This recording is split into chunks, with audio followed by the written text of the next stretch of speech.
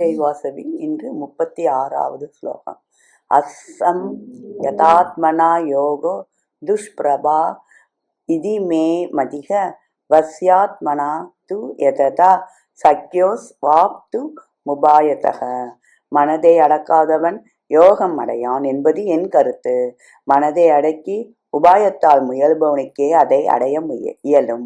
சித்த விருத்திகளை தடுத்தவன் மனதை அடக்கியவன் ஆகிறான்.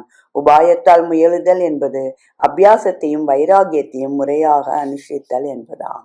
என் குழந்தைகளை நான் அக்காலங்களில் தியானம் செய்வதற்கு முன்னால் என் மனதிலுள்ள கெட்ட எண்ணங்கள், ஆசைகள் முதலான சகல கல்மஷங்களையும் அலம்பி சுத்தப்படுத்தி விட்டதாக பாவனை செய்து கொண்டு அதன் பிறகு பகவானை அவ்விடத்தில் எழுந்தருள பண்ணுவேன்.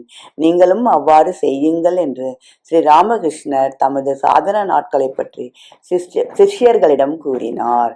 நன்றி, வணக்கம். இப்படிக்கு லதா ஸ்வரூபம் வித்தாஜி.